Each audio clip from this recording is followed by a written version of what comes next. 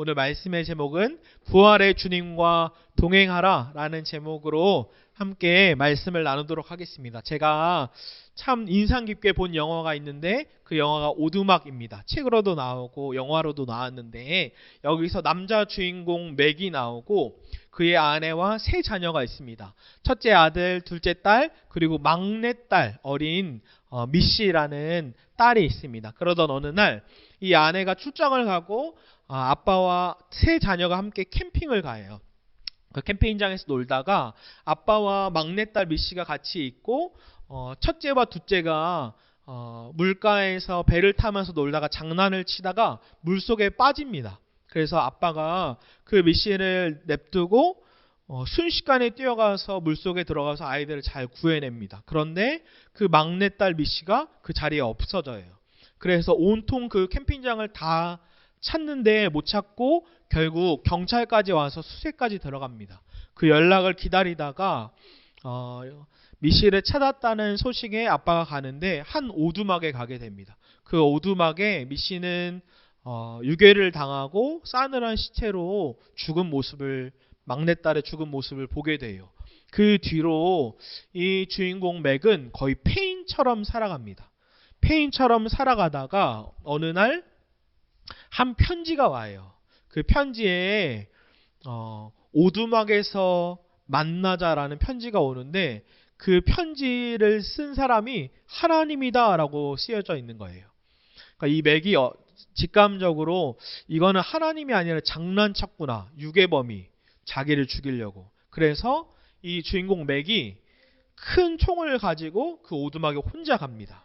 그런데 웬걸요, 진짜 하나님을 만나게 돼요. 그 오두막에서. 이것이 소설이기 때문에 삼위일체 하나님을 흑인 여성으로 나오고 또 30대 예수님으로 나오고 젊은 여성으로 나옵니다. 삼위일체 하나님. 그 만남이 너무나 신비롭고 황홀하게까지 해요. 그 영화를 보면.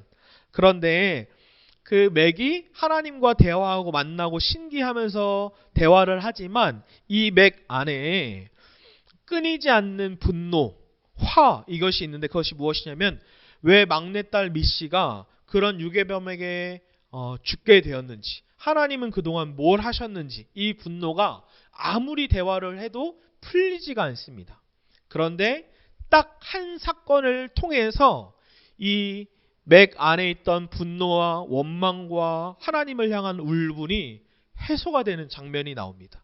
그 장면이 오늘 본문 말씀과도 연관이 되어 있어요. 우리 다시 욥기 19장 25절 27절을 읽어볼까요? 그 정답을 찾는 마음으로 함께 읽겠습니다. 시작. 내가 알기에는 나의 대속자가 살아계시니 마침내 그가 땅 위에 서실 것이라. 내 가죽이 벗김을 당한 뒤에도 내가 육체 밖에서 하나님을 보리라.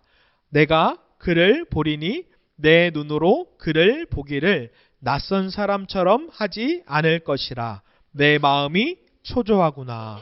아멘. 이 욥이 영화 속 주인공 맥과 같은 상황이죠. 욥은 10자녀를 한순간에 잃고 그의 아내는 욥을 향해 하나님을 저주하고 죽어버리라 라고 하고, 뿐만 아니라 욥의 온 몸에는 종기가 나서 질그릇으로 종기 그릇으로 박박 그 종기를 질그릇으로 긁으면서 살아갑니다. 고통 속에. 그런데 이 오늘 본문의 욥의 신앙 고백은 부활 신앙을 갖고 있는 것을 알 수 있어요. 그래서 언약 신학자 김두석 교수님은 이렇게 얘기합니다. 욥기의 중요한 사상이 욥의 신앙 고백을 통해 나타나는데 그것이 바로 부활 사상이다. 욥은 죽음에 이르는 고통 속에서 부활의 신앙으로 인내했다라고 얘기합니다. 즉 부활 신앙으로 이 욥도 그 고난을 통과한 것이에요. 한 번 더 읽을 텐데 이번에는 우리말 성경으로 읽고요. 그냥 욥기 19장을 읽지 않고 무엇을 상상하냐면 부활을 상상하면서 천국을 상상하면서 우리말 성경을 한 번 더 읽어볼게요. 25절부터 27절 시작. 내 구속자가 살아계시고 그분이 결국에는 이 땅 위에 서실 것을 나는 알고 있다네. 내 살같이 다 썩은 뒤에라도 내가 육신을 입고서 하나님을 뵐 걸세. 내가 그분을 뵐 것이요 내 두 눈으로 그를 뵐 걸세. 내 간장이 내 안에서 타러 가는구나. 아멘. 욥에게는 이 고난을 통과할 수 있는 부활 신앙이 있었습니다. 반복해서 뵐 걸세, 뵐 것이요, 뵐 걸세라고 이야기합니다. 미래에. 영화 속의 오두막, 그 영화 속의 주인공 맥도 하나님과 아무리 대화해도 그 분노가 해결되지 않는데 단 한 사건으로 이 주인공 맥 안에 있는 분노, 의문이 다 해결됩니다. 그건 무엇이냐면 이 이미지처럼 막내딸 미씨가 부활의 모습으로 천국에서 아이들하고 너무 행복해하는 거예요. 그 보는 순간 이 주인공 맥 얼굴에 웃음기가 사라졌었는데 그 순간 환하게 웃어요. 그러면서 됐구나. 왜냐하면 딸 미씨가 그 부활의 모습으로 천국의 모습, 천국에서 너무 행복해하니까 그 분노가 싹 사라지는 것입니다. 저는 이 부활을 계속 묵상하면서 많은 생각을 했어요. 솔직하게 저는 이 영화 속 오두막 맥처럼 고난이 있는 것도 아니고 욥처럼 고난이 있는 것이 아니죠. 죽음도 가까이 있는 것이 아니죠. 저에게는 부활 신앙, 그 믿음이 분명하게 있지만 그것이 저한테 피부로 와닿지 않았어요. 제가 뭐라고 기도했냐면 하나님, 솔직하게 저는 그 부활의 신앙이 있지만 깊이 와닿지 않습니다. 그러면서 뭐라고 기도했냐면 하나님, 그 부활의 신앙을 제가 더 깊이 알길 원합니다. 계속 그렇게 기도했어요. 제가 제자훈련을 하면서 한 가지 이번 주에 와닿았던 것이 무엇이냐면 이 질문이 있었어요. 만약 당신이 단 30일만 산다면, 단 한 달만 산다면 당신은 무엇을 할 것인가? 그 질문을 받았을 때 한번 성도님도 생각을 해보세요. 내가 단 30일을 산다면, 단 한 달을 산다면, 그러니까 제 안에 있던 어떤 염려, 어떤 개척에 대한 고민, 이런 것이 싹 사라졌어요. 그렇게 고민할 필요가 없구나. 그냥 나에게 맡겨진 일을 최선을 다해서 복음을 전하면 되는구나. 뿐만 아니라 자녀를 향해, 아내를 향해, 사랑하는 사람을 향해 최선을 다해서 마지막까지 사랑하면 되는구나. 되게 인생이 심플해지는구나. 그래서 우리도 하나님, 제게 이 부활 신앙을 더 깊이 알려주십시오. 더 깊이. 전 이 기도를 드릴 때 하나님께서 반드시 천천히라도 우리에게 알려주신다고 확신합니다. 우리 한 번 더 욥기 19장 25절만 읽어볼까요? 25절 시작. 내가 알기에는 나의 대속자가 살아계시니 마침내 그가 땅 위에 서실 것이라. 아멘. 여기서 대속자라는 단어가 중요한데 히브리어로는 고엘이라는 단어입니다. 대속자. 그 뜻은 구속자라는 의미인데 고헬이라는 단어는 구약 성경에서도 신학적으로 굉장히 중요한 단어예요. 기업을 물을 자, 구속자라는 의미로 리디머인데 틴켈러 목사님 교회가 리디머 처치거든요. 구속자라는 의미를 갖고 있는 거죠. 그래서 김두석 교수님이 이렇게 얘기해요.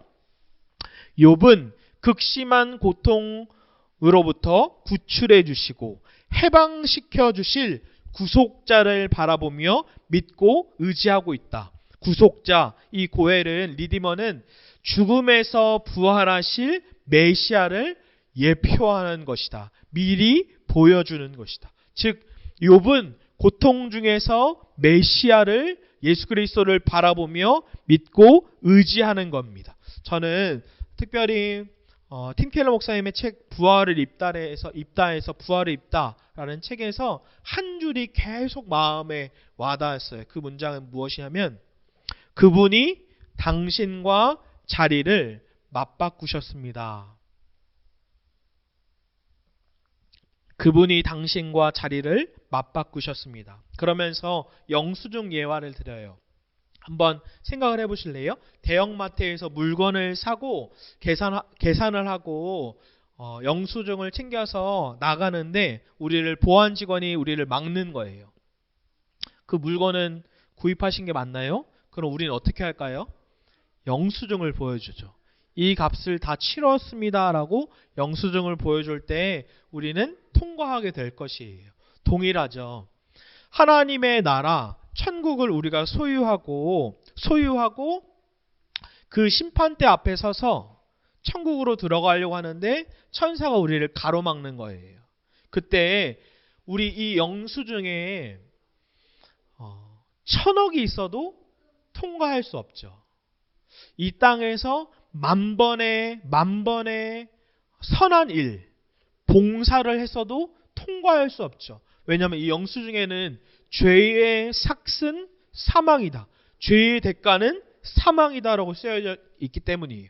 그러니까 반드시 제가 죽던, 제 아내가 죽던, 제 자녀가 죽던 대가를 치러야 되는 거예요. 그런데 예수님께서는 그분이 우리와 자리를 맞바꾸신 거죠. 제가 이거를 계속 묵상하는데 이것이 진짜 큰 은혜구나라는 생각이 들었어요.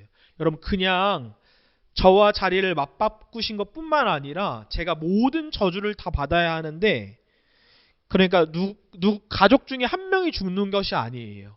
제가 반드시 저주로 죽어야 하고, 제 아내가 반드시 죽어야 되고, 제 아들들 각자가 반드시 그 심판을 받아야 돼요. 왜냐하면 죄의 삭은 사망이니까 그 사망은 각자가 이루어져야 되죠. 그런데 예수님께서는 우리와 자리를 맞바꾸신 거예요. 그냥 맞바꾸신 것이 아니라 모든 한 명 한 명과 다 자리를 맞바꾸셔서 내가 받아야 할 저주를 예수님께서 대신해서 다 받으신 거죠. 그것이 어디에 써 있나요?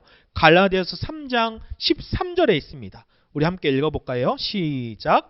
그리스도께서는 우리를 위해 저주를 받으시고 율법의 저주에서 우리를 구속해 주셨습니다. 기록되기를 나무에 달린 사람마다 저주를 받았다라고 했기 때문입니다. 이 저주, 그 저주를 다 대신해서 구속해서 리디머, 고엘이 되셔서 우리와 자리를 맞바꾸신 것이에요.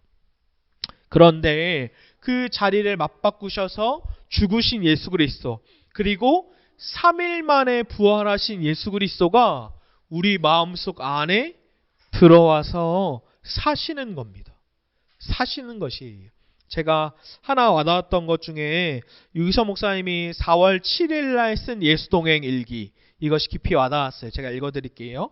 저녁에는 내내 부활절 메시지가 마음에 계속 묵상이 됩니다. 하나님께서 사람이 되시고 십자가에서 죽으셨다가 부활하시고 지금 우리 안에 거하신다는 정말 엄청난 진리를 어떻게 증거할 것인가. 한편 너무나도 벅찬 메시지이고 그래서 더욱 기도가 필요합니다. 제가 성금요일날 예배를 드리는데 너무 많이 은혜를 받는데 계속 눈물이 나는 이유가 두 가지가 있었어요. 첫 번째로는 그 자리를 맞바꾸신 주님이 너무나 감사하고 감격이고 은혜롭구나 라는 것이 한 가지였고, 두 번째로 계속 눈물이 난 이유는 그 주님이 내 마음속에 들어오셨는데 제 마음속 그릇은 너무 더러운 거예요. 너무 시꺼먼 거예요. 너무 죄악으로 가득 찬 거예요. 주님께 참 죄송하구나, 괴롭구나, 회개가 터지면서 눈물이 나는 거죠. 우리와 자리를 맞바꾸신 예수님이 죽으시고 3일 만에 부활하시고 승천하셔서 성령으로 내 마음속에 오신 것, 그것이 너무나 벅찬 진리이고 감격이구나. 오늘의 핵심 메시지는 되게 간단해요. 십자가에서 자리를 맞바꾸시고 부활하신 예수님과 생생하게 동행해라. 주님과 동행하라. 오늘 방점이 어디에 있냐면 동행에 있어요.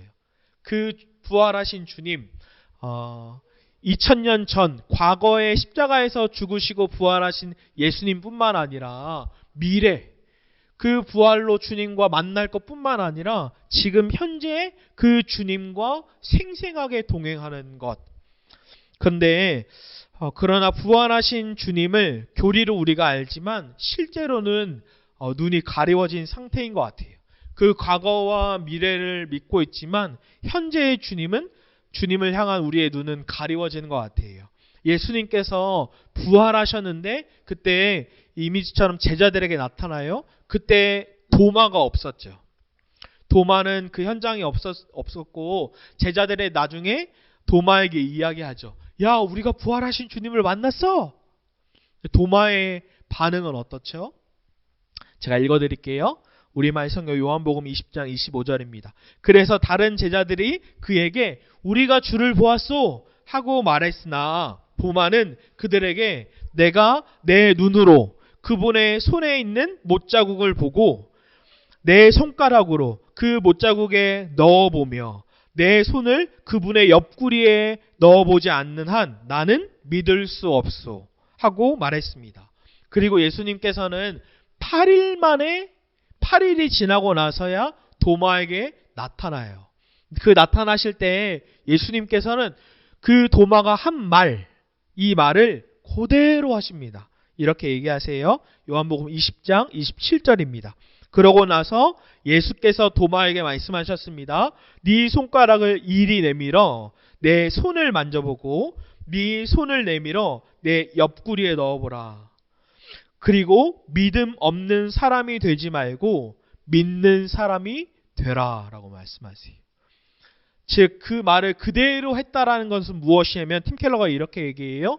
예수님은 보이지 않게 도마의 바로 곁에 늘 동행하셨기에 모든 것을 아셨습니다. 뭐라고요? 바로 곁에 늘 동행하셨기에 그 모든 것을 다 들으셨기에 다 아는 거예요. 그런데 도마는 모르고 있는 거예요.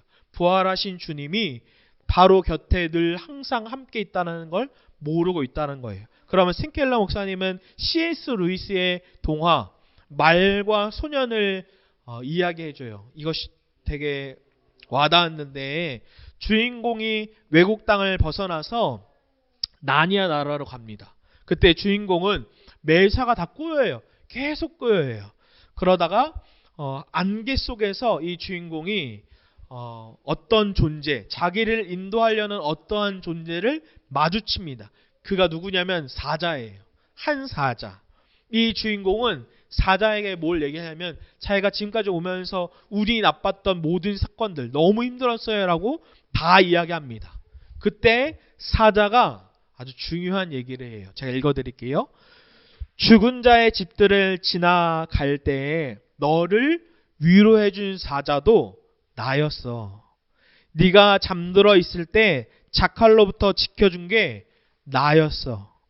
마지막 구간에 도착하게 한 사자도 나였어. 너는 기억 못하겠지만 어린 내가 누운 채로 죽을 뻔했던 그 나룻배를 무트로 떠민 사자도 바로 나였어 라고 이야기합니다. C.S. 루이스가 뭐라고 얘기하는 거죠? 하민이 말씀을 깊이 들으려고 앞으로 나왔네요. 네. 엄마한테 가세요. C.S. 루이스가 뭘 얘기하려고 하냐면 도마처럼 우리 곁에 늘 항상 함께 동행하고 계시는 주님이 계시다는 걸 알려주려고 한 거예요. 다시요.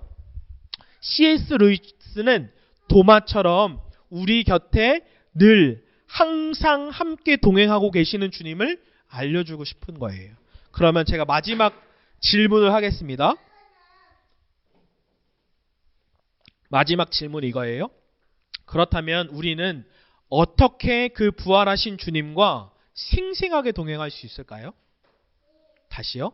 어떻게 해야 그 부활하신 주님과 생생하게 동행할 수 있을까요?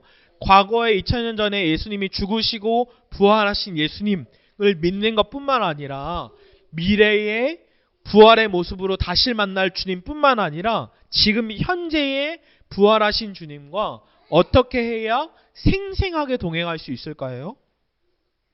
저는 그 부활의 주님과 동행하는 증인으로 한 사람을 소개해주고 싶습니다. 제가 매주 수요일마다 제자 훈련을 하고 있어요. 한 권사님께서 요청을 하셔서 한 성도님과 함께 제자훈련 했으면 좋겠습니다 라고 하셨는데, 이 성도님은 예전에 교회를 다녔다가 떠나시고 수많은 종교들을 경험하신 성도님이세요. 그러시다가 최근에 다시 주님을 알아가기 원하고 예수님을 알아가기 원합니다. 정말 예수님께 막 달려가시는 분 같았어요. 주님을 정말로 믿기 원합니다. 그래서 제자훈련을 시작했는데 신앙의 시작인데 예수님과 동행하는 일기도 같이 시작했어요. 제자훈련을 하면서. 그러면서 제가 성도님께 직접 수요일날 허락을 맡았어요. 예수동의 일기 이렇게 소개해드려도 될까요? 하니까 너무 좋다고 얘기를 해주셨어요. 제가 짧게 읽어드릴게요. 긴데도 제가 내용을 다 잘랐어요. 너무 기니까. 22년 3월 17일 처음 신앙생활을 시작할 때 예수동의 일기 첫 일기입니다. 이렇게 쓰셨어요.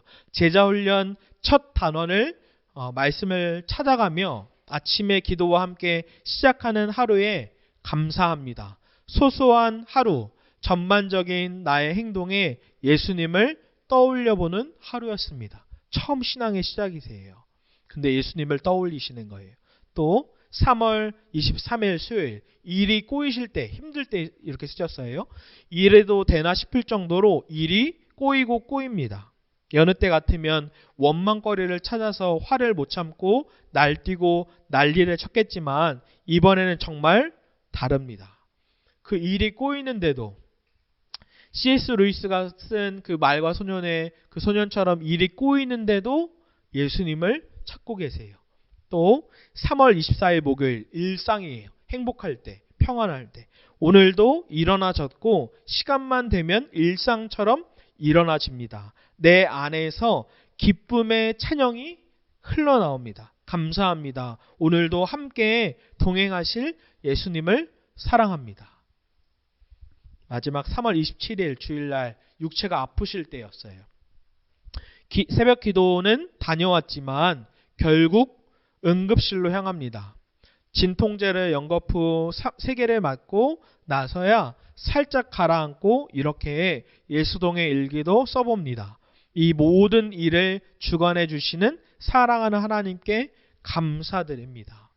제가 이걸 보면서 왜 감동을 받았냐면 이 처음 신앙생활을 하시는 성도님인데 신앙생활을 시작할 때에도 일이 꼬이고 힘들 때에도 평안하고 행복할 때에도 육체가 아프고 응급실에 가는 상황 모든 일상에서 예수님과 동행하는 거예요. 마치 곁에 늘 항상 함께 계시는 예수님과 생생하게 동행하는 것.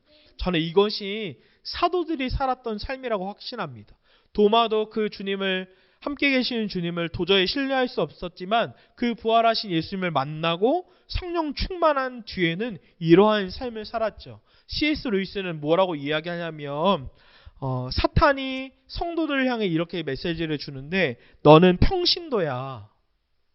너는 평신도야. 사탄이 우리에게. 그건 무엇이냐면 너는 비전문가야. 예수님과 동행하는 거 그런 건 전문가인 목사만 하는 거야. 선교사나 하는 거야. 너는 평신도야. 너는 비전문가야.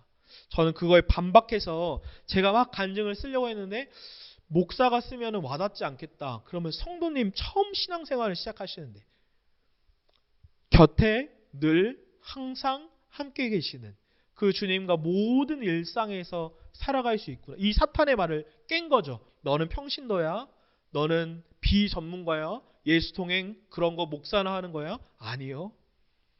사도들처럼 제자들처럼 부활하신 주님을 만나고 성령 충만해서 보이지 않는 주님, 그러나 곁에 늘 항상 함께 계시는 주님을 일상에서 과거와 미래뿐만 아니라 지금도 생생하게 동행할 수 있습니다.